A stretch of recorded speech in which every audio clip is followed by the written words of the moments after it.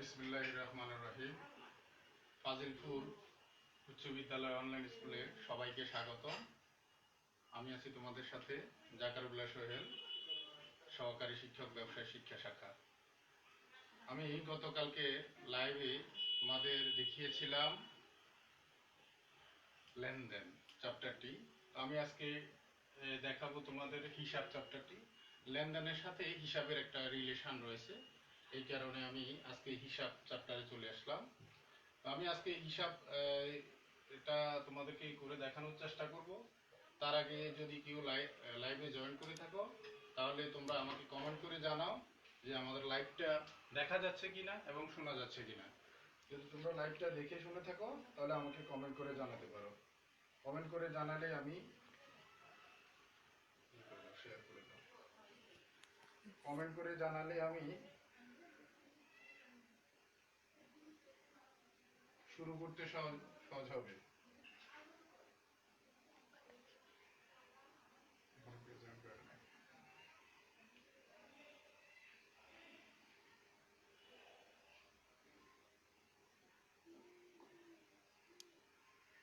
সুপ্রিয় বন্ধুগণ, দেখো আমরা আজকে যে ইয়েটা শুরু করছি, এটা হচ্ছে হিসাব। আমি হিসাব ইয়েটা করার শুরুতে একটা জিনিস দেখাবো। তোমরা বোর্ডের ডান পাশে একটু এদিক দেখাও একটু। বোর্ডের ডান পাশে আমি একটা জিনিস লিখে রেখেছি গতকালকে, যেটা আমি ইয়েতে লেনদেন চ্যাপ্টারে তোমাদেরকে দেখাইছিলাম। দুইটা জিনিস দেখো, হিসাব সমীকরণটা আমি দেখাইছিলাম তোমাদের। হিসাব সমীকরণ দেখো, a equal to l plus e।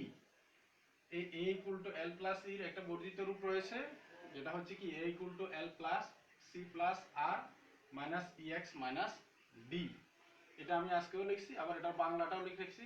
a সমান সম্পদ, l সমান দায়, আর e সমান মালিকানা শর্ত। এখানে আমি আরেকটা জিনিস লিখেছি দেখো, সেটা হচ্ছে ডেবিট ক্রেডিট, অর্থাৎ কখন কোন জিনিসটা ডেবিট হবে, কখন কোন জিনিসটা ক্রেডিট হবে। আমি দেখো ডেবিট পাশে লিখছি সম্পদ বৃদ্ধি পেলে ডেবিট হয়, ব্যয় বৃদ্ধি পেলে ডেবিট হয়, দায় হ্রাস পেলে ডেবিট হয়, মালিকানা শর্ত হ্রাস পেলে ডেবিট হয়, আয় হ্রাস পেলে ডেবিট হয়। আর ক্রেডিট কোনগুলো হয়ে থাকে দেখো, সম্পদ হ্রাস পেলে ক্রেডিট হয়, ব্যয় হ্রাস পেলে ক্রেডিট হয়, দায় হ্রাস পেলে ক্রেডিট হয়, মালিকানা শর্ত দায় বৃদ্ধি পেলে ক্রেডিট হয়, মালিকানা শর্ত বৃদ্ধি পেলে ক্রেডিট হয়, আয় বৃদ্ধি পেলে ক্রেডিট হয়। দেখো আমরা এই এই যে ব্যাপারটা, এটা আমরা যখন স্কুল চলাকালীন আমরা ক্লাসেও পড়াইছি, তখন এইভাবে লিখি নাই, হয়তো অন্যভাবে লিখছিলাম। যেটা হচ্ছে কি, তখন লিখছি সম্পদ ব্যয় বৃদ্ধি পেলে ডেবিট, হ্যাঁ, আয় দায় মালিকানা শর্ত হ্রাস পেলে ডেবিট, এভাবে পড়ানো হয়েছে। আর অন্যদিকে কি, সম্পদ এবং ব্যয় হ্রাস পেলে ক্রেডিট, আর আয় দায় মালিকানা শর্ত বৃদ্ধি পেলে ক্রেডিট আমরা পড়াইছিলাম। আচ্ছা যাক, আমরা এই অধ্যায় থেকে আমরা দেখো, আমরা যখন কাজগুলো করব তখন আমরা হিসাব নিয়ে যেহেতু আমরা আলোচনা করতেছি, প্রথম আমাদেরকে জানতে হবে হিসাব কত প্রকার ও কি কি। হিসাবগুলো সম্পর্কে আমাদেরকে জানতে হবে। আমরা জানি হিসাব 5 প্রকার। হিসাব 5 প্রকার। দেখো এই 5 প্রকার হিসাবের মধ্যে 1 নাম্বার হচ্ছে সম্পদ, 2 নাম্বার হচ্ছে দায়, 3 নাম্বার হচ্ছে মালিকানা শর্ত, 4 নাম্বার হচ্ছে আয়, 5 নাম্বার হচ্ছে ব্যয়। এই 5টা হিসাব হচ্ছে 5 প্রকার। এই 5টা হিসাব নিয়ে আমাদের কাজ। এই 5টা হিসাব, এবার সম্পদের মধ্যে অনেকগুলো সম্পদ আছে, তোমরা ইতিমধ্যে জেনে থাকবে বা জানো। যারা আমার এই ক্লাসগুলো আগে করেছিলে তারা জানবে। সম্পদের মধ্যে অনেকগুলো সম্পদ আছে। সম্পদের মধ্যে হাতে নগদ, ব্যাংক জমা, জমি, আসবাবপত্র, দালান কোঠা, ইজারা সম্পদ ইত্যাদি, এগুলো হচ্ছে সম্পদ। আর এর মধ্যে পরে রয়েছে দায়। দায়ের মধ্যে অনেকগুলো দায় রয়েছে, যেমন পাওনাদার, ঋণ, ব্যাংক ঋণ, বন্ধকি ঋণ, ঋণপত্র ইত্যাদি, এগুলো হচ্ছে কি দায়। তারপরে মালিকানা শর্ত। এই মালিকানা শর্ত হচ্ছে অর্থাৎ মালিকের শর্তাধিকার, যেটা যেটা মালিক দিয়ে থাকে, এটা আমরা কি ইকুইটি বলে থাকি। এই যে এখানে বোর্ডের ডান পাশে লিখে রাখছি আমি ই, এই এর মধ্যে 4টা উপাদান, এই 4টা উপাদান মিলিয়ে একটা কি মালিকানা শর্ত বা শর্তাধিকার। এরপরে আছে কি আয়।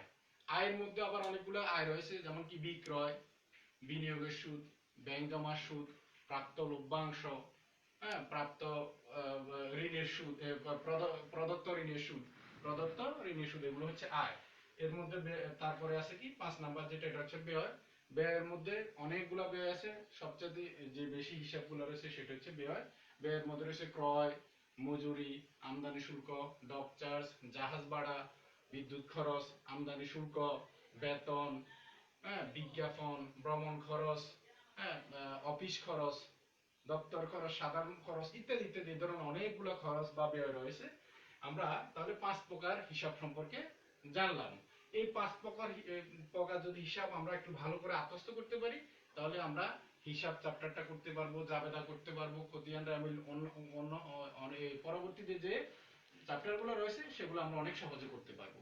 তাহলে আমরা এই 5 প্রকার হিসাব একটু ভালো করে জানতে হবে। প্রথম কথা হচ্ছে এই 5 প্রকার হিসাবটা একটু ভালো করে জানতে হবে। তাহলে আমরা কোনটা বৃদ্ধি পেয়েছে, কোনটা হ্রাস পেয়েছে, আর বৃদ্ধি পেলে কি, হ্রাস পেলে কি, সেটা আমরা জানতে পারবো। ধন্যবাদ সুপ্রিয় শিক্ষার্থী বন্ধুগণ। যাক, আমরা এই হিসাব 5 প্রকার জানলাম। জানার পরে আমি এই হিসাব চ্যাপ্টার থেকে আজকে একটি তোমাদেরকে কাজ করে দেখাবো, যেটা তোমাদের বইয়ে রয়েছে। আমি বই দেখি, তোমরা বই খাতা নিয়ে আমার সাথে করার চেষ্টা করো। আমি করতেছি, মনোযোগ দিয়ে দেখবে এবং করবে। আচ্ছা, আমি হিসাব চ্যাপ্টারের 55 পৃষ্ঠার একটা কাজ রয়েছে, তোমরা একটু বইতে দেখলে দেখতে পাবা। হিসাব অধ্যায়ের 55 পৃষ্ঠা একটা কাজ রয়েছে। হ্যাঁ, কাজ নিচের চক অনুসরণ পূর্ব করে প্রতিটি লেনদেনের সাথে জড়িত হিসাবের শ্রেণী উল্লেখ করে কারণ সহ ডেবিট ক্রেডিট নির্ণয় করো। কারণ সহ ডেবিট ক্রেডিট নির্ণয় করো। একটা এখানে করে দেওয়া আছে, একটা এখানে নিচে দেওয়া আছে, ক্রমিক নং, হিসাবের পক্ষ, হিসাবের শ্রেণী, ডেবিট ক্রেডিট, টাকা, কারণ। বাকি যেগুলো আছে এগুলো আমরা করব। দেখা যায় সাউন্ড কম, সাউন্ড আরো বাড়াতে হবে।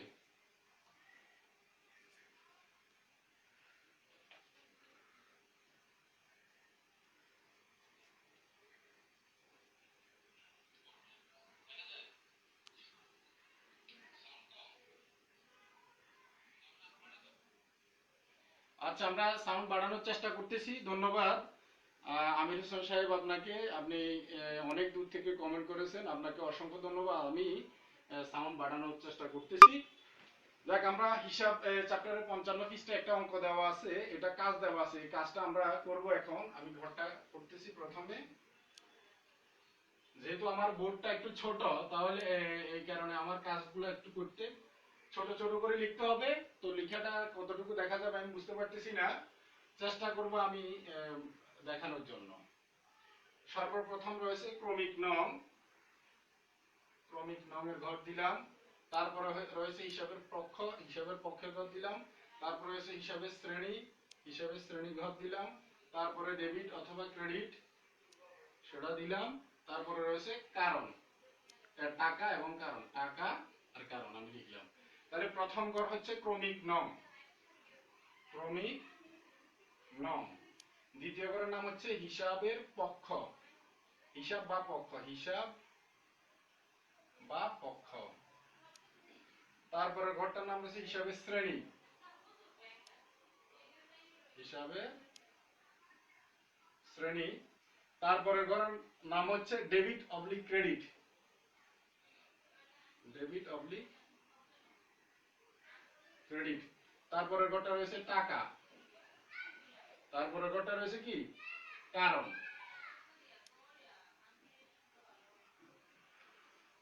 দেখো বন্ধুগণ, আমাদের 1 নম্বরে যেটা রয়েছে, 1 নম্বরে রয়েছে মালিক কর্তৃক ব্যবসায়ের আসবাবপত্র আনয়ন, 5000 টাকা। মালিক কর্তৃক ব্যবসায়ে আসবাবপত্র আনয়ন 5000 টাকা।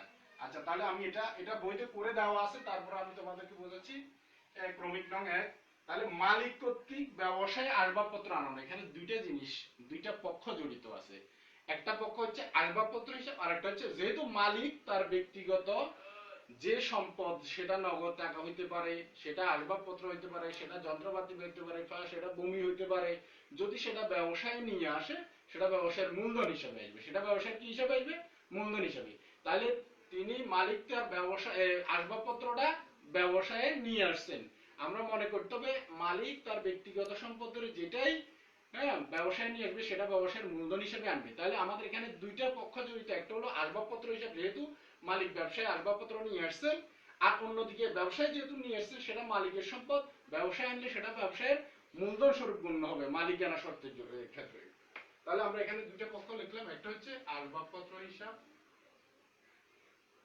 আসবাবপত্র হিসাব, আর একটা হচ্ছে মূলধন হিসাব, মূলধন হিসাব। এখন আমরা দেখো হিসাবের শ্রেণী এবার আমরা করব। আমরা একটু আগে বোর্ডে লিখছি, আমি মুছে ফেলতে হয়েছে, হিসাবের শ্রেণী। হিসাব সাধারণত 5 প্রকার। হিসাব সাধারণত কত প্রকার? 5 প্রকার। এই 5 প্রকার হিসাবের মধ্যে আসবাবপত্র এবং মূলধন এই দুটোটা কোন শ্রেণীর হিসাবের অন্তর্ভুক্ত? আমরা একটু আগে বলছি কি আসবাবপত্র, যন্ত্রপাতি, দালান কোঠা, হাতে নগদ, হ্যাঁ ইজারা সম্পদ ইত্যাদি, এগুলো হচ্ছে সম্পদ। এগুলো হচ্ছে কি সম্পদ। তাহলে আসবাবপত্র এটা হলো কোন শ্রেণীর হিসাব? হ্যাঁ এটা হলো সম্পদ, এটা হলো কি সম্পদ। এরপরে যেটা রয়েছে মূলধন। আমরা যে 5 প্রকার হিসাব লিখেছি, 5 প্রকার হিসাব লিখেছি, এই 5 প্রকারের মধ্যে মূলধনটা কোথায় রয়েছে? মূলধনটা রয়েছে মালিকানা শর্তের ভিতরে। আমি এখানে তারপরে যেখানে এই যে লেখাটা আছে এখানে দেখাতে পারতেছি সম্পদ, ব্যয়, দায়, মালিকানা শর্ত, আয়। এখানে সম্পদ, এখানে আমি বৃদ্ধি হ্রাস লিখছি, এটা ডেবিট ক্রেডিটের জন্য। এখানে যখন আমরা ডেবিট ক্রেডিট করব তখন এর জন্য। তারপর আমি এখানে বুঝাচ্ছি এই যে মালিকানা শর্তটা, মালিকানা শর্তটা কোথায় আছে? এই যে মালিকানা শর্ত, মালিকানা শর্তের মধ্যে 4টা উপাদান রয়েছে। মালিকানা শর্তের মধ্যে কয়টা উপাদান? 4টা। হ্যাঁ একটা হলো ক্যাপিটাল, রেভিনিউ, এক্সপেন্স, ড্রয়িংস। অর্থাৎ ক্যাপিটাল মানে মূলধন, আর রেভিনিউ মানে আয়, ইএক্স মানে এক্সপেন্সেস খরচ সমূহ বা ব্যয় সমূহ, আর ডি মানে ড্রয়িংস উত্তোলন। এখন দেখো এখানে আমরা যেটা করতেছি মূলধন, মূলধনের ইংরেজি হচ্ছে ক্যাপিটাল, সি। তাহলে এই সি বা ক্যাপিটাল এটা কোথায় কোনটার অন্তর্ভুক্ত? মালিকানা শর্তে। মূলধন বৃদ্ধি পেলে মালিকানা শর্ত বৃদ্ধি পায়, মূলধন হ্রাস পেলে মালিকানা শর্ত হ্রাস পায়। তাহলে আমরা সি দ্বারা কি বুঝলাম? মালিকানা শর্ত। এখন আর দ্বারাও কি বুঝবো? মালিকানা শর্ত। এক্সপেন্স দ্বারা কি বুঝবো? মালিকানা শর্ত। ড্রয়িং দ্বারা কি বুঝবো? মালিকানা শর্ত। আচ্ছা যাক, তাহলে এখন আমরা মূলধন হচ্ছে কি মালিকানা শর্ত, মূলধন হচ্ছে কি মালিকানা শর্ত লিখলাম। এবার আমরা ডেবিট ক্রেডিটটা লিখব। এখন দেখো আসবাবপত্র বৃদ্ধি পাইছে, আসবাবপত্র হচ্ছে সম্পদ, আসবাবপত্র হচ্ছে কি সম্পদ। তোমরা এখানে একটু লক্ষ্য করো, যখন সম্পদ বৃদ্ধি পায়, যখন সম্পদ কি হবে? বৃদ্ধি পাবে, তাহলে কি হবে? ডেবিট। সম্পদ বৃদ্ধি পাইলে ডেবিট। আর আমরা জানি কি আসবাবপত্র হচ্ছে সম্পদ, আসবাবপত্র হচ্ছে কি সম্পদ। তাহলে এখানে কি হবে? ডেবিট। এই আসবাবপত্রটা হচ্ছে ডেবিট। আর মালিকানা শর্ত, এখন যেহেতু ব্যবসায় মূলধন আনছে, মূলধন আনার কারণে ব্যবসায় কি বৃদ্ধি পাইছে? মালিকানা শর্ত বৃদ্ধি পাইছে। দেখো মালিকানা শর্ত বৃদ্ধি কে পাইছে? যে মালিকানা শর্ত বৃদ্ধি, আমরা জানি মালিকানা শর্ত বৃদ্ধি পেলে ক্রেডিট, মালিকানা শর্ত বৃদ্ধি পেলে কি ক্রেডিট। তাহলে এখানে মালিকানা শর্তটা বৃদ্ধিটা কি হবে? ক্রেডিট। এরপরে টাকা, দেখো টাকা যেহেতু আছে 5000 টাকা আছে, এখানে আমরা 5000 টাকা লিখে দিব, 5000 টাকা লিখে দিব। এবার কারণ, কারণটা কি? এখন কি কারণে আমরা এটা সম্পদটা এই আসবাবপত্রটা ডেবিট করলাম, মালিকানা সত্ত্বটা ক্রেডিট করলাম? এই যে এইটাই এখানে। এখন দেখো আমাদের এই কারণ এটাই, এখানে কি আমাদের সম্পদ আসবাবপত্র ব্যবসায় আনার কারণে কি বৃদ্ধি পাইছে? সম্পদ বৃদ্ধি পাইছে। তাই এখানে আমরা লিখবো কি সম্পদ বৃদ্ধি, সম্পদ বৃদ্ধি। অন্যদিকে দেখো মূলধন আমাদের ব্যবসায় মূলধন আনার কারণে ব্যবসায়ের মালিকানা সত্ত্ব বৃদ্ধি পাইছে, মালিকানা সত্ত্বটা কি বৃদ্ধি পাইছে।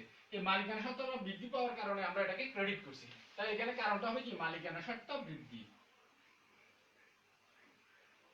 মালিকানা শর্ত বৃদ্ধি। 1 নাম্বার কাজটা আমাদের শেষ হলো। সুপ্রিয় শিক্ষার্থীবৃন্দ, তোমরা আমার লাইভে জয়েন করে লাইভটা দেখো এবং আমাকে জানাও যে তোমরা বোর্ডে লেখাটা সুন্দরভাবে দেখতে পাচ্ছ কিনা এবং শুনতে পাচ্ছ কিনা। যদি দেখে থাকো এবং শুনে থাকো আমাকে কমেন্ট করে জানাও, তাহলে আমি এই কাজটি করতে সহজ হবে।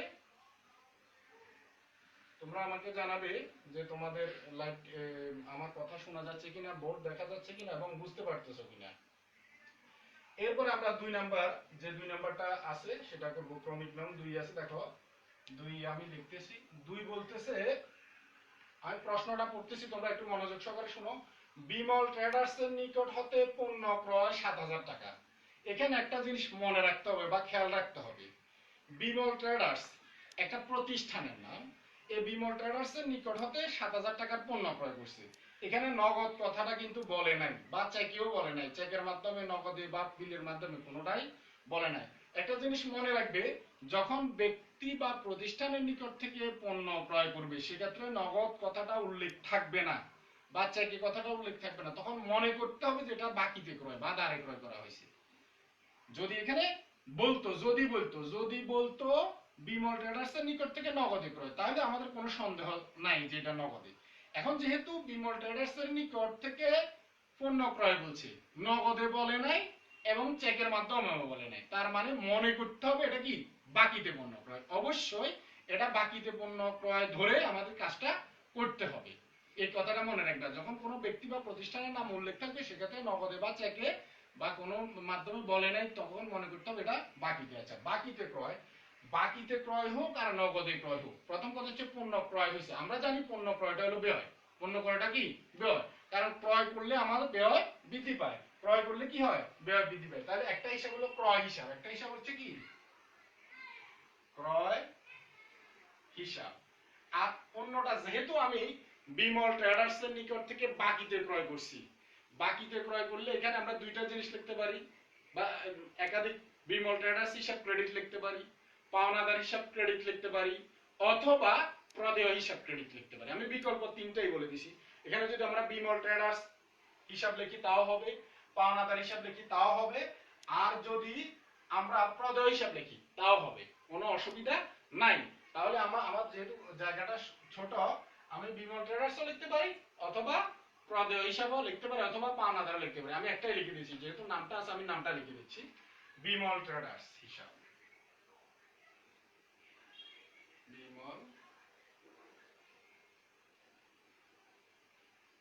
ট্রেডার্স হিসাব।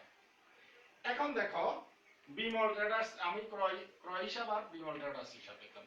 এখন হিসাবের শ্রেণীটা কি হবে? একটু আগে আমরা দেখো, যখন আমরা মূলধন লিখছিলাম, মূলধনটা হয়েছে কি মালিকানা সত্ত্ব, কারণ মূলধনটা মালিকানা সত্ত্বেরই একটা অংশ। এখন যেটা হচ্ছে, এখন হচ্ছে ক্রয় হিসাব। ক্রয় হচ্ছে খরচ বা ব্যয় বা এক্সপেন্স যেটাকে আমি বলি। এখন এক্স মানে খরচ, তাহলে এটা কি হয়েছে মালিকানা সত্ত্ব। এটা কি হলো মালিকানা সত্ত্ব। তাহলে এটা দ্বারা কি হলো খরচ বৃদ্ধি পাইছে, তার মানে খরচ বৃদ্ধি পেলে কি হবে মালিকানা সত্ত্বটা হ্রাস পেয়ে গেছে, মালিকানা সত্ত্বটা হ্রাস পেয়ে গেছে। আবার অন্যভাবে আমরা যদি লিখি সেক্ষেত্রে কি হবে, আমরা ব্যয় বৃদ্ধি লিখতে পারি। বলে কেমনে? হ্যাঁ দেখো, এখানে আমাদের কি ব্যয় বৃদ্ধি, ব্যয় কি হয়েছে বৃদ্ধি পাইছে। আমি দুইভাবে লিখি, এখানে ব্যয় বৃদ্ধি লিখলেও হবে, আবার মালিকানা সত্ত্ব হ্রাস লিখবো, কারণ ব্যয় বৃদ্ধির কারণে আমাদের কি হয় মালিকানা সত্ত্ব হ্রাস হয়। এখন আমি এখানে যেহেতু আমার ক্রয়টা হচ্ছে খরচ বা ব্যয়, আমি ব্যয় বৃদ্ধি লিখে দিতে পারি। এখানে কি হতে পারে ব্যয় হিসাব, ব্যয় হিসাব। আর বিমল ট্রেডার্স হলো পাওনাদার। যেহেতু আমি বিমল ট্রেডার্স এর নিকট থেকে বাকিতে ক্রয় করছি, বিমল ট্রেডার্স এর নিকট থেকে কি করছি বাকিতে পণ্য ক্রয় করছি, তাহলে বিমল ট্রেডার্স আমার কাছে টাকাটা পাবে, সে আমার জন্য কি পাওনাদার, দায়। পাওনাদার জিনিসটা হচ্ছে কি দায়। তাহলে হিসাবের শ্রেণীর ভিতর আমি লিখবো এটা কি দায়। তাহলে এখানে আমি ক্রয় হচ্ছে ব্যয়, এই কারণে ব্যয় বৃদ্ধি পাইছে, এই কারণে ডেবিট। এই যে আমরা লিখছি ব্যয় বৃদ্ধি পাইলে কি ডেবিট। আর বিমল ট্রেডার্স হলো পাওনাদার দায় বৃদ্ধি পাইছে। আমার এখানে কি বৃদ্ধি পাইছে দায় বৃদ্ধি পাইলে ক্রেডিট। টাকার পরিমাণ এখানে যা আছে আমি লিখবো 7000 টাকা আছে। এরপর দেখো, আমাদের এখানে কি ক্রয় হিসাবে কারণটা কি কি কারণে আমরা ক্রয় হিসাবটাকে ডেবিট করলাম। এখানে ক্রয় হিসাবকে ডেবিট করছি কি কারণে? দেখো, ক্রয় হচ্ছে খরচ বা ব্যয়, ক্রয় হচ্ছে খরচ বা কি ব্যয়। আমরা জানি ব্যয় বৃদ্ধি পাইলে ডেবিট, ব্যয় বৃদ্ধি পাইলে ডেবিট। এই কারণে কারণটা লিখবো আমরা ব্যয় বৃদ্ধি, ব্যয় বৃদ্ধি। এরপর দেখো বিমল ট্রেডার্স আমরা জানি কি দায়, বিমল ট্রেডার্সটা কি হচ্ছে দায়। বিমল ট্রেডার্সের কারণে আমি যেহেতু বিমল ট্রেডার্সের কাছ থেকে পণ্য ধারে ক্রয় করছি, আমাদের দায় বৃদ্ধি পেয়েছে। দায় বৃদ্ধি, দায় বৃদ্ধি, এখানে দায় বৃদ্ধি পাইলে হয় কি ক্রেডিট, এই কারণে আমরা এখানে লিখবো কি দায় বৃদ্ধি। কি কারণে আমরা এটা ক্রেডিট করলাম, এটা দায় বৃদ্ধি পাইছে এই কারণে আমরা ক্রেডিট করলাম, দায় বৃদ্ধি। আমরা দুইটা শেষ করলাম, দুইটা শেষ করলাম। এ পর্যন্ত যদি তোমরা বুঝে থাকো আমাকে তোমরা জানাবে, আর না বুঝে থাকলেও আমাকে সেটা জানাবে। ধন্যবাদ। এমডি তানভীর হুসাইন আমার সাবেক ছাত্র, সে বলছে লেখা বোঝা যাচ্ছে, মোটামুটি লেখা বোঝা যাচ্ছে। ঠিক আছে, ধন্যবাদ। আমিও লিখতেছি, তোমরা একটু দেখো, মনোযোগ সহকারে সবাই দেখো। এরপর আমরা 3 নাম্বার যে ইয়েটা 3 নাম্বার ক্রমিক নং 3 আমরা করতেছি। তো ক্রমিক নং 3 এ বলছে দেখো বাকিতে পণ্য বিক্রয়। এখানে স্পষ্ট করে বলে দিছে বাকিতে পণ্য বিক্রয়। একটা জিনিস মনে রাখবা, বাকিতে পণ্য বিক্রয় করুক আর নগদে পণ্য বিক্রয় করুক, একটা জিনিস মনে রাখ, বিক্রয় করলে আমাদের আয় বৃদ্ধি পায়। বিক্রয় করলে কি বৃদ্ধি পায়? প্রতিটা লেনদেনের সাথে দুইটা পক্ষ জড়িত থাকবে কমপক্ষে। দুইটা পক্ষের মধ্যে এখানে আমি যেহেতু বাকিতে বিক্রয় করছি, একটা হবে দেনাদার, একটা হবে কি দেনাদার বা প্রাপ্য হিসাব। আমি দেনাদার হিসাব লিখলে হবে, প্রাপ্য হিসাব লিখলেও হবে। আবার অন্যদিকে এটা কি বিক্রয় করলে আমাদের আয় বৃদ্ধি পায়। একদিকে আমার দেনাদার বৃদ্ধি পাবে, অন্যদিকে আয় বৃদ্ধি পাবে। কথাটা আবার মনোযোগ দিয়ে মনে করো, আমি এই জিনিসটা, এই বইটা আমি একটা লোকের নিকট বাকিতে বিক্রয় করলাম। যার কাছে আমি বিক্রয় করলাম সে, তার কাছে কি আমি টাকাটা পাবো, সে আমার কাছে দেনাদার, সে আমার জন্য কি দেনাদার। তাহলে দেনাদার একটা পক্ষ, আর একটা পক্ষ আমি যে বিক্রয় করলাম আমার আয় বৃদ্ধি পাইছে, এই বিক্রয়টা আরেকটা পক্ষ। তাহলে পক্ষের মধ্যে এখানে দুইটা জিনিস হবে, একটা হলো দেনাদার বা প্রাপ্য হিসাব, দেনাদার, দেনাদার বা প্রাপ্য হিসাব লিখতে হবে, প্রাপ্য, দেনাদার বা প্রাপ্য হিসাব। আর অন্যদিকে এটা হলো কি বিক্রয় হিসাব, বিক্রয় হিসাব। তাহলে আমরা প্রতিটা লেনদেনে যে দুইটা পক্ষ জড়িত আমরা নির্ণয় করলাম, যেহেতু বাকিতে বিক্রয় করছি, বিক্রয়ের কারণে দেনাদার বৃদ্ধি পাইছে, বা দেনাদারের অপর নাম আমরা যদি এখানে দেনাদার লিখি তাও হবে, আবার প্রাপ্য হিসাব লিখি তাও হবে। তবে আমি দুইটাই দেখাচ্ছি কারণ তোমার বোঝার জন্য। তুমি যদি শুধু দেনাদার হিসাব লেখো তাও হবে, যদি তুমি প্রাপ্য হিসাব লেখো তাও হবে, যে কোনো একটা লিখলে হবে। আমি দুইটাই লিখে দিলাম বোঝার সাথে। আর একটা হচ্ছে কি বিক্রয় হিসাব। তাহলে আমাদের হিসাবের পক্ষের মধ্যে কটা পক্ষ, দুইটা পক্ষ লিখলাম। এবার আসো দেনাদার জিনিসটা কি। আমরা কিছুক্ষণ আগে বলছিলাম সম্পদের মধ্যে অনেকগুলো সম্পদ আছে, তার মধ্যে দেনাদার একটা সম্পদ, হাতে নগদ একটা সম্পদ, ব্যাংক জমা একটা সম্পদ, দালান কোটা ইজারা সম্পদ। তাহলে আমরা অনেকগুলো সম্পদের মধ্যে দেনাদার হচ্ছে একটা সম্পদ। দেনাদার হচ্ছে কি, তাহলে হিসাবের শ্রেণীর মধ্যে দেনাদারটা হলো কি সম্পদ, দেনাদার হচ্ছে কি সম্পদ। তারপরে দেখো বিক্রয় হিসাব, বিক্রয়টা হচ্ছে কি আয়, বিক্রয়টা হচ্ছে আয়, বিক্রয় জিনিসটা হচ্ছে কি আয়। এরপর দেখো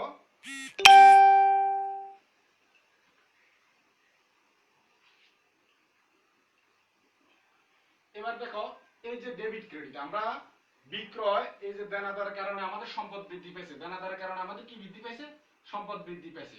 সম্পদ বৃদ্ধি পাইলে ডেবিট, সম্পদ বৃদ্ধি পাইলে কি ডেবিট। আর অন্যদিকে দেখো বিক্রয়, বিক্রয়ের কারণে আমাদের আয় বৃদ্ধি পাইছে। আমরা জানি আয় বৃদ্ধি পাইলে ক্রেডিট, এই যে দেখো আয় বৃদ্ধি, আয় বৃদ্ধি পাইলে কি ক্রেডিট, আয় বৃদ্ধি পাইলে ক্রেডিট। এরপর আমরা টাকার পরিমাণ যা আছে তা লিখে দিব। টাকার পরিমাণ আছে ৯০০০ টাকা, টাকার পরিমাণ ৯০০০ টাকা আমি লিখলাম।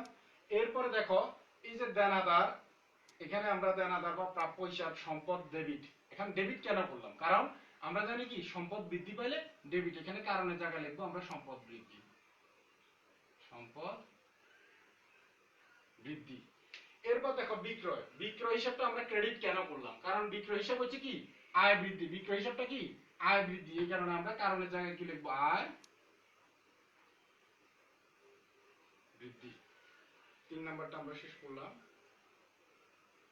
এরপর আমরা 4 নাম্বারটা করব। 4 নাম্বার হিসাবটা আমি দেখাচ্ছি, তোমরা একটু মনোযোগ সহকারে দেখবে।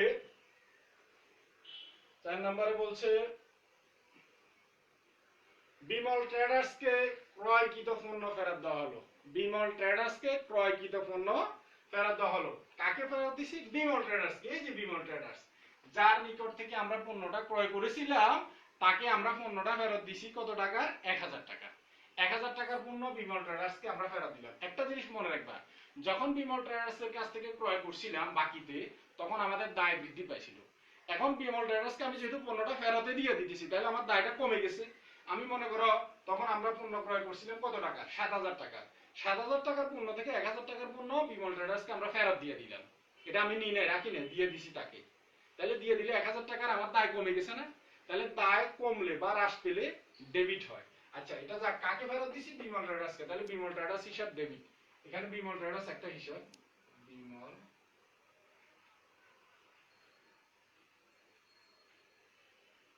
বিমল ট্রেডার্স হিসাব।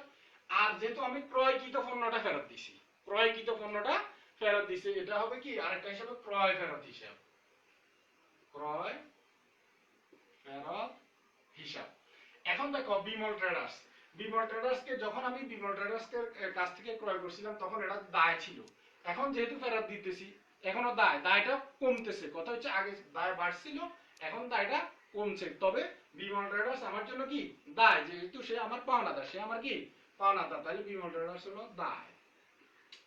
আর অন্যদিকে ক্রয় ফেরত হিসাব, এটা হলো ব্যয়। কারণ ক্রয়টা হলো আমার জন্য খরচ, এখন ফেরত দেওয়ার কারণে খরচটা আমার হ্রাস পাচ্ছে, কিন্তু সর্বোপরি এটা কি ব্যয়, এটা কি ব্যয়। আমরা এখানে খরচ আর ব্যয় কিন্তু একই কথা, এটা মনে রাখবা। হয়তো অনেকে নাও বুঝতে পারো, খরচ যে কথা ব্যয় একই কথা। এবার আসো, এখানে এটা হবে ডেবিট। এবার কেন ডেবিট হবে সেটা আমি বলতেছি, দেখো। আর এটা হচ্ছে ক্রেডিট। বিমল ট্রেডার্স হিসাব ডেবিট। কেন ডেবিট করলাম? কারণ বিমল ট্রেডার্স ছিল দায়। এখন আমি বিমল ট্রেডার্স কে ফেরত দেওয়ার কারণে আমার দায়টা হ্রাস পাইছে। দায়টা কি পাইছে? হ্রাস পাইছে। আমরা দেখো দায় হ্রাস, দায় হ্রাস পাইলে কি ডেবিট, দায় হ্রাস পাইলে কি ডেবিট। এটা আমরা আগে লিখেছি, এটা সূত্র। এটা দায় হ্রাস পাইলে ডেবিট, এই কারণে আমরা দায় হ্রাস ডেবিট লিখছি, বিমল ট্রেডার্স ডেবিট। আর অন্যদিকে ক্রয় ফেরত হিসাব। ক্রয় ফেরতের কারণে আমার আগে যখন ক্রয় করছিলাম তখন আমার খরচ বৃদ্ধি পাইছিল। এখন ক্রয় ফেরত, যেহেতু ক্রয়টা ফেরত দিয়ে দিতেছি, যে পণ্যটা ক্রয় করছি সেটা আমি ফেরত দিয়ে দিচ্ছি, তাহলে আমার ব্যয়টা কি হয়ে গেছে? হ্রাস পেয়ে গেছে। আমরা দেখো এই যে ব্যয় হ্রাস, ব্যয় হ্রাস পাইলে ক্রেডিট, ব্যয় হ্রাস পাইলে কি ক্রেডিট, এই কারণে আমরা ব্যয় হ্রাসটা ক্রেডিট করলাম। এবার টাকার পরিমাণ 1000 টাকা, আমি 1000 টাকা লিখে দিচ্ছি, লিখলাম। এরপরে আসো, এটা আমরা কেন কি করছি? দায় হ্রাস। এটা আগে বলে দিয়েছি দায় হ্রাস। বিমল ট্রেডার্সকে যেহেতু আমি পণ্য ফেরত দিয়েছিলাম, এই কারণে দায় হ্রাস পাইছে। দায় হ্রাস পাওয়ার কারণে আমি বিমল ট্রেডার্সকে ডেবিট করছি। আর এখানে হলো ব্যয় হ্রাস। ব্যয় হ্রাস কারণে আমি কি ক্রয় ফেরত হিসাব ক্রিয়েট করলাম। ব্যয় হ্রাস, ব্যয় হ্রাস। এরপরে 5 নাম্বার, যেটা 5 নম্বরে দেখো বাকিতে বিক্রিত পণ্য ফেরত পাওয়া গেল 2000 টাকা। আমরা দেখো বাকিতে বিক্রিত পণ্য, এই যে ক্রমিক নিয়ম 3 এ আমরা বাকিতে পণ্য বিক্রি করছিলাম, ওখান থেকে আমাদের কাছে 2000 টাকা পণ্য ফেরত চলে আসছে। আচ্ছা, যখন বিক্রি করছিলাম তখন লিখছি আমরা দেনাদার হিসাব ডেবিট, বিক্রয় হিসাব ক্রেডিট। এখন বিক্রয়টা ফেরত চলে আসছে, শুধু আমরা কি করব? বিক্রয় ফেরত ডেবিট আর দেনাদার হিসাব ক্রেডিট করে দেব। বলে কেমনে? এবার সেটা বুঝো। কারণ যখন আমি বিক্রয় করছিলাম আমার সম্পদটা বৃদ্ধি পেয়েছিল, আর অন্যদিকে আয়টা বৃদ্ধি পেয়েছিল। কিন্তু এখন বিক্রয়কৃত পণ্যটা যখন ফেরত চলে আসছে, তাহলে আমার কি হয়েছে? আমি দেনাদারের কাছে যখন 9000 টাকার পণ্য বিক্রি করছিলাম, আমার দেনাদারটা ছিল 9000 টাকা সম্পদ। দেনাদার ছিল আমার 9000 টাকার সম্পদ বিক্রয়ের কারণে। এখন যেহেতু ওখান থেকে আমার 2000 টাকার পণ্য ফেরত চলে আসছে, তাহলে আমি দেনাদারের 2000 টাকাটা কম পাবো। দেনাদারের কাছ থেকে 2000 টাকা কি পাবো? কম পাবো। তাহলে আমার সম্পদ কি হয়ে গেছে? হ্রাস পেয়ে গেছে। সম্পদ হ্রাস, তার এই কারণে আমরা দেনাদার হিসাব ক্রেডিট। সম্পদ হ্রাস পাইলে, এই যে সম্পদ হ্রাস পাইলে ক্রেডিট করব। আর অন্যদিকে বিক্রয় হিসাব আমার আয় ছিল, আগে ছিল আয় বৃদ্ধি। এখন ফেরত দেওয়ার কারণে আমি যখন বিক্রি করছিলাম তখন আমার আয় বৃদ্ধি পেয়েছিল, এখন বিক্রয় ফেরত চলে আসার কারণে আমার আয় হ্রাস হয়ে গেছে। দেখো আয় হ্রাস পাইলে ডেবিট। বিক্রয় ফেরত হিসাব ডেবিট, বিক্রয় ফেরত হিসাব ডেবিট। আর দেনাদার অবলিক প্রাপ্য হিসাব,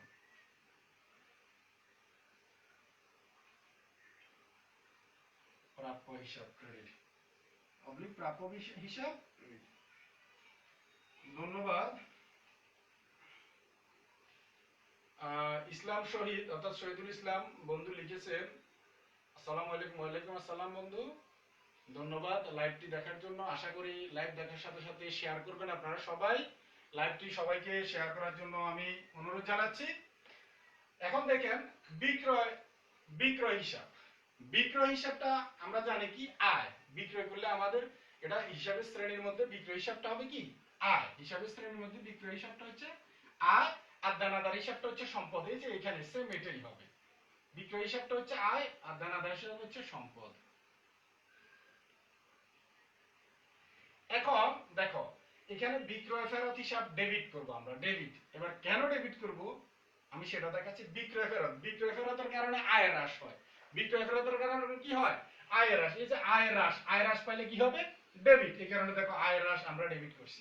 আয় হ্রাস পাইলে ডেবিট, এই কারণে আমরা আয় হ্রাসটা কি করছি ডেবিট করছি। অন্যদিকে দানাদার হিসাব, এখন যেহেতু আমি দানাদারের কাছ থেকে পণ্যটা ফেরত পেয়ে গেছি, সেক্ষেত্রে আমাদের সম্পদটা হ্রাস পেয়ে গেছে। সম্পদ হ্রাস পাইলে ক্রেডিট। এই যে দেখো দেখো এখানে সম্পদ হ্রাস, সম্পদ হ্রাস পাইলে কি হবে ক্রেডিট। সম্পদ হ্রাস পাইলে কি হবে ক্রেডিট। তাহলে এখানে সম্পদ ক্রেডিট লিখবো আমরা, ক্রেডিট। আর টাকার পরিমাণ 2000 টাকা যেভাবে আছে আমি লিখলাম। এবার আসো আমি কারণ, এই যে একটু আগে বলছি আমি এটা আমার আয় হ্রাস পাইছে। এই যে আয় হ্রাস, আয় হ্রাসের কারণে আমি এটা ডেবিট করছি, তাই আমি কারণের মধ্যে লিখবো আয় হ্রাস, আয় হ্রাস। আর এখানে দেনাদার আমার সম্পদ হ্রাস পাইছে, সম্পদ হ্রাস পাওয়ার কারণে আমি ক্রেডিট করছি, তাই এখানে লিখবো আমরা কি সম্পদ হ্রাস।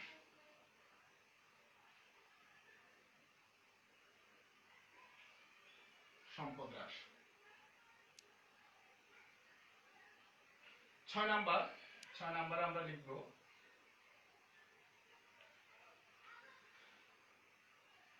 6 নাম্বারে দেখো ভাড়া অগ্রিম প্রদান 3000 টাকা। আচ্ছা এই ভাড়া সম্পর্কিত যেহেতু কথা আসছে, আমি এখানে ভাড়া সম্পর্কে আমি একটা কথা বলবো। ভাড়া বলতে আমরা ভাড়া নিয়ে আমরা সবাই ঘোলাই ফেলি কথাগুলা। ভাড়া বলতে আমরা সাধারণত বুঝবো, আমার এখানে অনেকে ভাড়া বলতে এই কোনো ব্যক্তি গাড়িতে আসা যাওয়া করলে সেটাকেও ভাড়া মনে করে, যদি কোনো পণ্য আনা নেওয়া করে সেটাকেও ভাড়া মনে করে, আবার ঘর ভাড়া, অফিস ভাড়া, দোকান ভাড়া, গুদাম ভাড়া প্রদান করলেও ভাড়া মনে করে। এটা কিন্তু সঠিক নয়। ভাড়া বলতে আমি এখানে ভাড়া বলতে বইয়ের ভাষায় বোঝানো হয় শুধু গুদাম ভাড়া, অফিস ভাড়া, বাসা ভাড়া বা দোকান ভাড়া, এগুলাকেই ভাড়া বোঝানো হয়। আর যখন আপনি কোনো গাড়িতে যাতায়াত করবেন, আসা যাওয়া করবেন গাড়িতে, রিক্সা বা যে কোনো জায়গায়, সেক্ষেত্রে সেটা হবে যাতায়াত, সেটাকে লিখতে হবে কি যাতায়াত। আর যখন আপনি কোনো পণ্য, যখন কোনো পণ্য এক স্থান থেকে অন্য স্থানে গাড়ির মাধ্যমে বা যে কোনো বাহনের মাধ্যমে নিয়ে যাবেন, সেটা হবে পরিবহন। আমরা অনেকে গোলায় ফেলি, ভাড়া বলতে আমরা সবগুলোকে ভাড়া বলে ফেলি, আসলে সেটা সঠিক নয়। ভাড়া হচ্ছে কি অফিস ভাড়া, গোডাউন ভাড়া বা গুদাম ভাড়া বা বাসা ভাড়া ইত্যাদি। আর পরিবহন হচ্ছে পণ্য এক স্থান থেকে অন্য স্থানে নেওয়ার জন্য যে খরচ প্রদান করা হয়, সেটা হচ্ছে পরিবহন। আর মানুষ যদি এক স্থান থেকে অন্য স্থানে যাওয়া আসা করে কোনো বাহনের মাধ্যমে, সেটা হবে যাতায়াত। এটা আমি ক্লিয়ার করলাম। অনেকে যারা নতুন, যারা নবম শ্রেণীতে উঠে হিসাব বিজ্ঞান শুরু করে, তখন এই ভাড়া নিয়ে একটু গুলিয়ে ফেলে, তাই আমি ভাড়াটা ক্লিয়ার করলাম। এখানে দেখো এখানে বলছে ভাড়া অগ্রিম পরিশোধ করা হলো।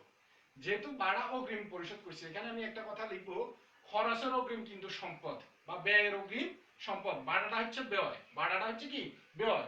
যেহেতু ভাড়াটা অগ্রিম পরিশোধ করছে, এটা হলো কি সম্পদ। তাহলে অগ্রিম ভাড়া, এটা হচ্ছে একটা পক্ষ হচ্ছে অগ্রিম ভাড়া হিসাব, আর একটা হচ্ছে নগদান হিসাব।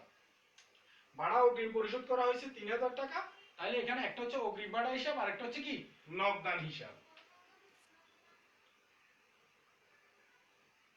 অগ্রিম ভাড়া হিসাব আর একটা হচ্ছে নগদান হিসাব,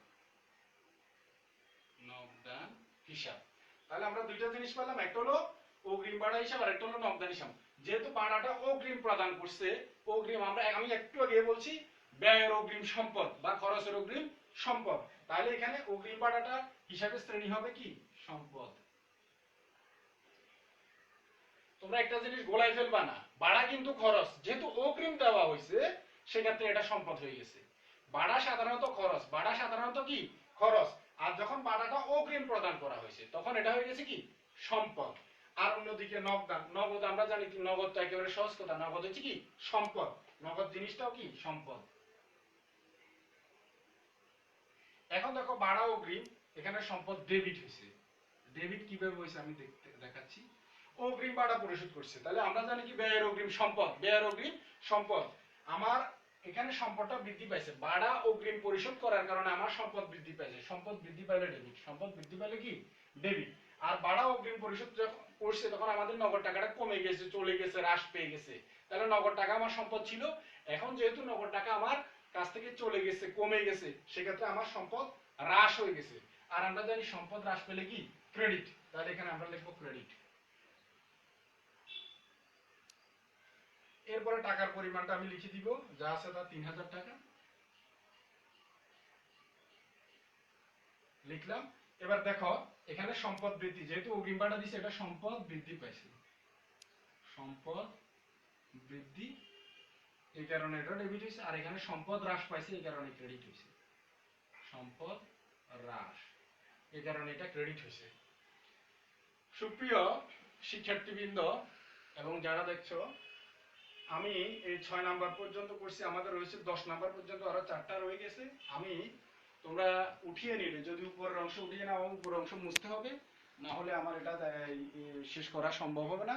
তোমরা উপরের অংশটা দ্রুত তুলে নাও, আর যারা ক্লাসটা দেখছো তুলছো কিনা আমাকে জানাও। তুলে নিলে আমি উপরের অংশটা মুছে দিব। আমি উপরের অংশ মুছে তারপরে বাকি বাকি যে 4টা আছে সেই 4টা আমরা করব।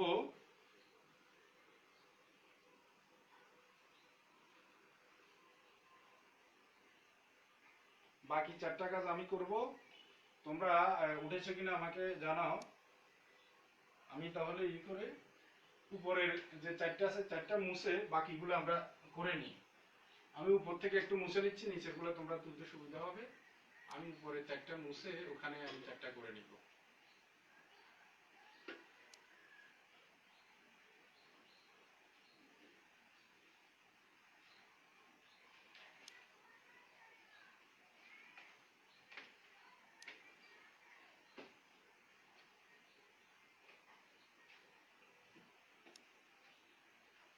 তোমরা দ্রুত তুলে নিবে, যারা ক্লাসটা করছো তোমরা দ্রুত তুলে নিবে।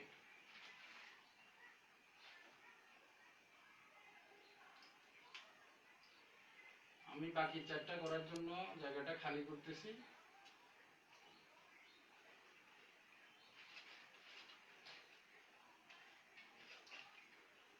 আরেকটা জিনিস মনে রাখবে, সবাই লাইভ দেখার সাথে সাথে শেয়ার করে দিবে, যাতে করে অন্যরা দেখতে পারে। লাইভটা দেখার সাথে সাথে শেয়ার করে দিবে, সবাই শেয়ার করে দিবে। তোমার শেয়ারের মাধ্যমে অন্যরা ক্লাসটা দেখতে পারবে।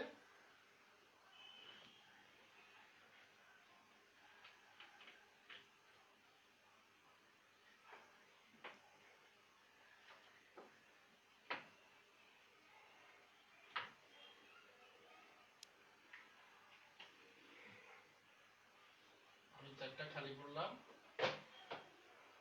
এবারে 4টা এখানে করে নিব আমি। দেখো আমরা 6 নাম্বার পর্যন্ত করছি এবং এখন 7 নাম্বার।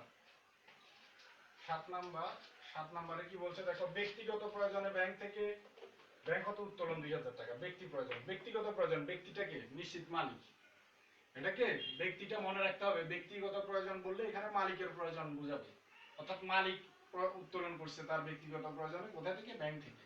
তাহলে এখানে দুটো জিনিস পেলাম, একটা হলো উত্তোলন হিসাব আর একটা হলো ব্যাংক হিসাব। দুইটা জিনিস, দুইটা হিসাব, একটা হলো উত্তোলন হিসাব আর একটা হলো ব্যাংক হিসাব।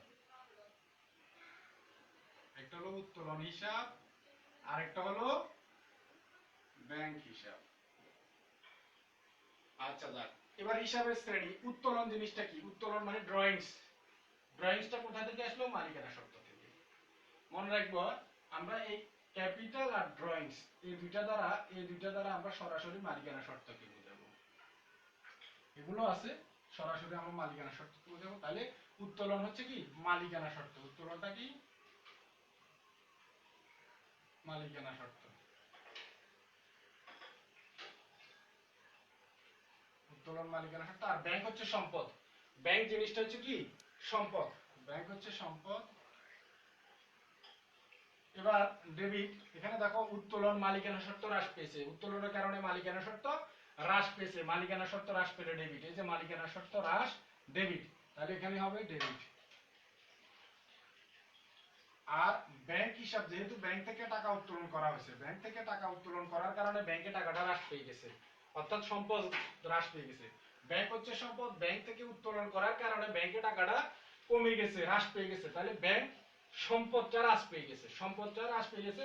সম্পদ হ্রাস পাইলে ক্রেডিট, সম্পদ হ্রাস পেলে কি ক্রেডিট, তাহলে এখানে আমরা লিখবো ক্রেডিট। আর টাকার পরিমাণ, টাকার পরিমাণ আছে 2000 টাকা, আমরা 2000 টাকা লিখবো। এবার দেখো এটা আমরা কারণটা কি, কি কারণে আমরা এই উত্তোলনকে ডেবিট করলাম, কারণ এটা মালিকানা শর্ত হ্রাস পেয়েছে, মালিকানা শর্ত হ্রাস পেয়েছে, এই কারণে আমরা ডেবিট লিখবো, ডেবিট করেছি, তাই আমরা লিখবো এখানে মালিকানা শর্ত হ্রাস।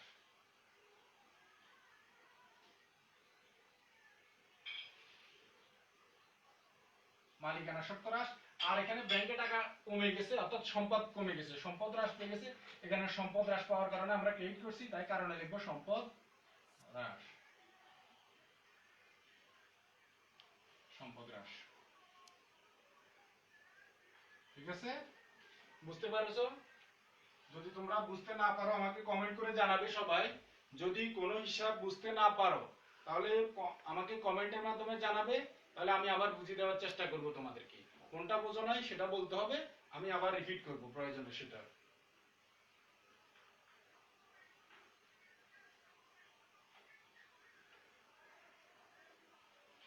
এরপরে দেখো আমরা 8 নাম্বারটা করব।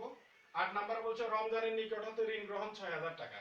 এখানে দুটো জিনিস পাবো, রমজানের নিকট থেকে ঋণ গ্রহণ 6000 টাকা, ঋণ গ্রহণ করছি 6000 টাকা, তাহলে আমার নগদ টাকাটা বাড়ছে, যেহেতু আমি রমজানের নিকট থেকে 6000 টাকা ঋণ নিছি, তাহলে আমার নগদ টাকা পাইছি কত 6000 টাকা। একটা হলো নগদান হিসাব, আর একটা হলো যেহেতু রমজানের নিকট থেকে ঋণ গ্রহণ করছি, এটা আমরা রমজানের ঋণ লিখতে পারি অথবা ঋণ হিসাব লিখতে পারি, দুইটা লিখলে হবে, শুধু ঋণ হিসাব লিখলেও হবে, আবার রমজানের ঋণ হিসাব লিখলেও হবে। তাহলে আমি এখানে শুধু ঋণ হিসাব লিখবো, একটা লিখবো নগদান হিসাব আর একটা হলো ঋণ হিসাব, যেহেতু রমজানের নিকট থেকে ঋণ গ্রহণ করছি 6000 টাকা, তাহলে একটা লিখবো নগদান হিসাব আর একটা হলো ঋণ হিসাব, একটা হলো নগদান হিসাব,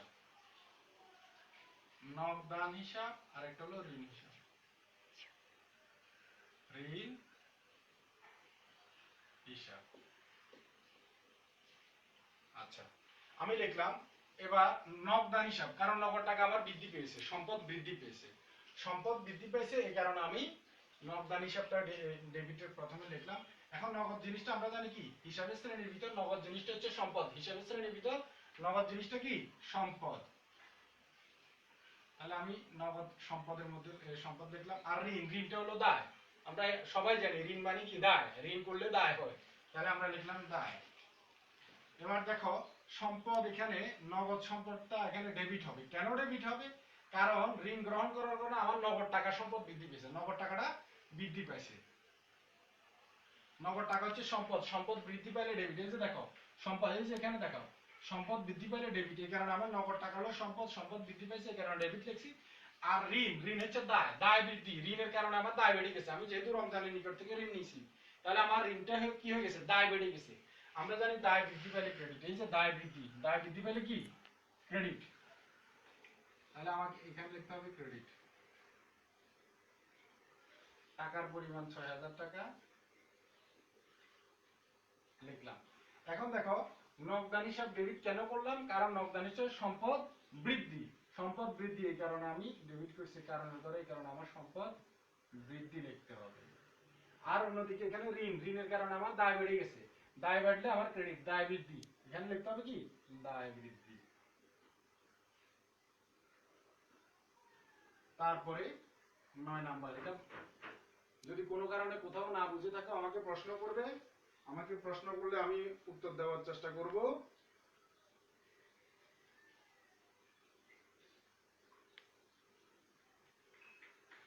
ধন্যবাদ যারা লাইভটি দেখছেন, দেখার সাথে সাথে লাইক কমেন্ট শেয়ার করে দিবেন যাতে করে অন্যরা দেখতে পারে। 9 নম্বরে দেখো বিমল ট্রেডার্সকে পরিশোধ 3000 টাকা, বিমল ট্রেডার্স যার কাছ থেকে আমরা পণ্য ক্রয় করছিলাম, ক্রমিক নং 2 তে আমরা যখন করছি বিমল ট্রেডার্স এর নিকট থেকে পণ্য ক্রয় 7,000, এখন ওই বিমল ট্রেডার্সকে পরিশোধ 3,000 টাকা, আমরা বিমল ট্রেডার্সকে পরিশোধ করতেছি 3,000 টাকা।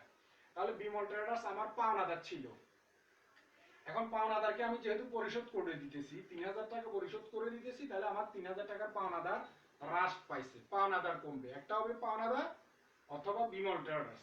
পাওনাদার যে কথা হবে এখানে বিমল ট্রেডার্স একই কথা হবে। যেহেতু আমি বিমল ট্রেডার্সকে পরিশোধ করতেছি আমি এখানে বিমল ট্রেডার্স লিখবো, আর অন্যদিকে আমার নগদ টাকা চলে যাবে 3,000 টাকা। তাহলে একটা হলো নগদান হিসাব, একটা হলো বিমল ট্রেডার্স হিসাব, আর একটা হলো নগদান হিসাব।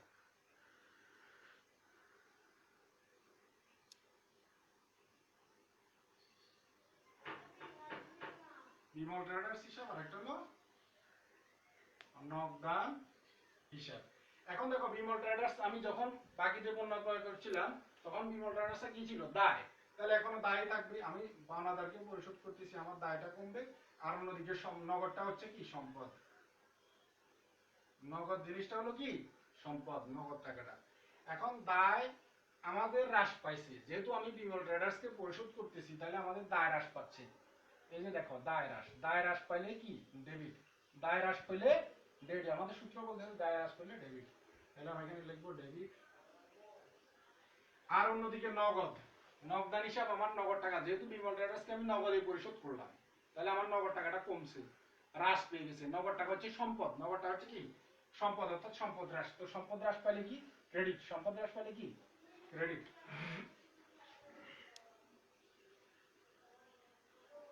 টাকার পরিমাণ 3,000 টাকা। এখন দেখো আমি বিমল ট্রেডার্সকে ডেবিট কেন করলাম, কারণ বিমল ট্রেডার্স আমার দায় হ্রাস পেয়েছে, দায় হ্রাস পেয়েছে এই কারণে আমি কারণের মধ্যে লিখবো কি দায় হ্রাস। অন্যদিকে নগদ টাকাটা আমার কমে গেছে, নগদ টাকা হচ্ছে সম্পদ, সম্পদ হ্রাস, এই যে সম্পদ হ্রাস, এই কারণে আমি এখানে লিখবো সম্পদ হ্রাস, সম্পদ হ্রাস। সর্বশেষ 10 নাম্বার এন্ট্রিটা আমরা করব, ক্রমিক নং 10টা আমরা করব এখন।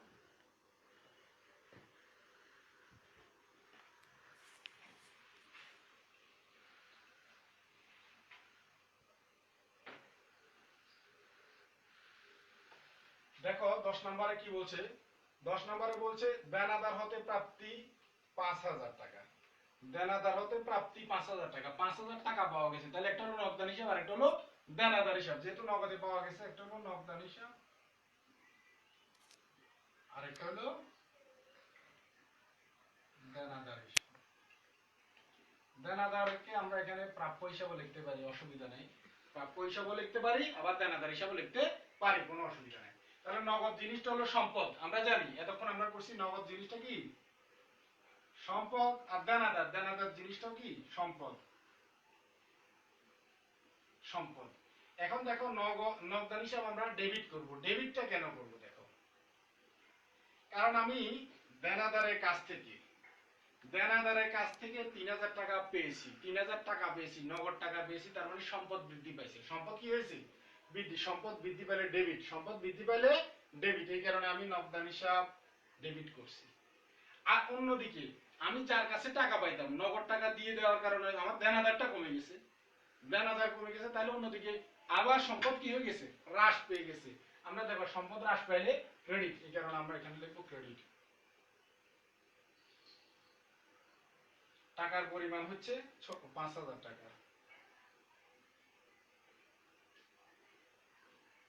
এখন দেখো আমার যখন সম্পদ বৃদ্ধি পেয়েছে, সম্পদ বৃদ্ধি পেলে ডেবিট, এই কারণে আমি কারণ সম্পদ বৃদ্ধি লিখবো।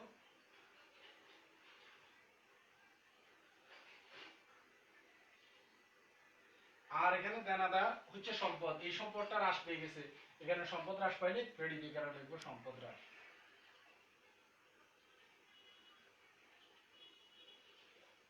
এই পর্যন্ত আমাদের আজকের যে অঙ্কটা ছিল তোমার হিসাব সমীকরণের উপর লেনদেনের প্রভাব। আমরা প্রথম যে 6টা ওটা মুছে দিছি, বাকি যে 4টা ওটা আছে। এটা হচ্ছে লেনদেনের উপর হিসাব সমীকরণের উপর লেনদেনের প্রভাব, হিসাব সমীকরণের উপর লেনদেনের প্রভাবটা আমরা দেখাইলাম। হ্যাঁ, এটা কিভাবে প্রভাব ফেলে সেটা আমরা দেখানোর চেষ্টা করেছি। তোমরা যদি বুঝে না থাকো আমাকে আবার বলতে পারো, আমি আবার বোঝানোর চেষ্টা করব। আর যদি বুঝে থাকো তোমরা বাড়িতে আবার নতুন এরকম আর একটা প্র্যাকটিস করবে। আগামীকালকে আমি কখন লাইভে আসবো এবং কোন ক্লাসটি নিয়ে লাইভে আসবো আমি আমার ফেসবুক আইডি জাকারুল্লাহ সোহেল এই আইডিতে এবং আমাদের বিদ্যালয়ের ফাজিলপুর উচ্চ বিদ্যালয়ের ফেসবুক পেজে জানিয়ে দিব তোমাদেরকে। আজকের মতো এখানেই শেষ করলাম। সবাইকে ধন্যবাদ এবং শুভেচ্ছা জানিয়ে সবার সুস্বাস্থ্য কামনা করে আজকের লাইভটি এখানে বিদায় নিচ্ছি। ধন্যবাদ সবাইকে। আল্লাহ হাফিজ।